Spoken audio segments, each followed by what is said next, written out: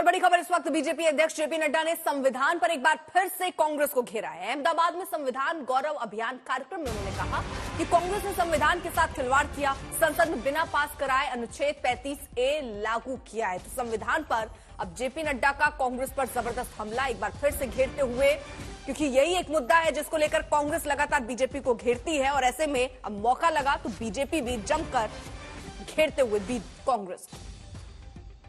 26 नवंबर 1949 को संविधान सभा ने ये भारत के संविधान को अडॉप्ट किया, यानी भारत के संविधान को स्वीकृति दी और भारत का संविधान 1950 26 जनवरी से लागू हुआ।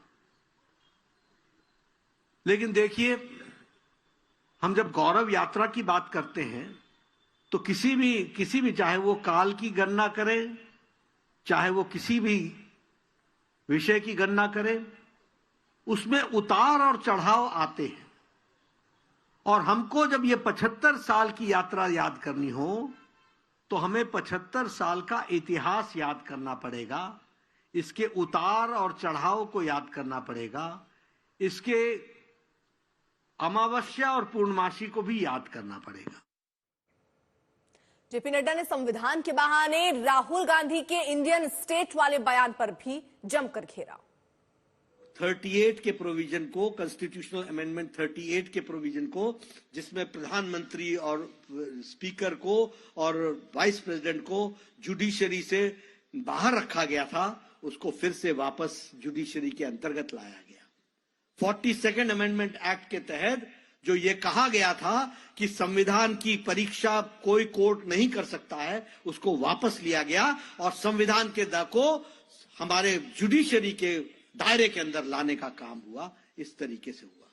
और उसी तरीके से इमरजेंसी में इंटरनल डिस्टर्बेंस के शब्द का अर्थ बताया गया कि इंटरनल डिस्टर्बेंस का मतलब है जब कोई देश से द्रोह करते हुए देश के खिलाफ अगर कोई संरचना होती है तभी इमरजेंसी लग सकती है, नहीं तो नहीं लगेगी।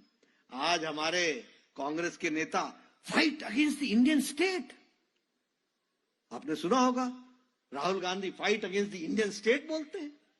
इनको कोई न इतिहास की जानकारी है, न कोई इनको कोई लेना है न देना है। मैं कई बार बोलता हूं, इनके स्पीच राइटर लिख देते हैं और ये पता नहीं कौन सी बातें कहां से उठा के कहां पढ़ देते हैं, मालूम नहीं चलता। देशद्रोही, it is a fight against the Indian state. कैसी बातें कर देते हैं।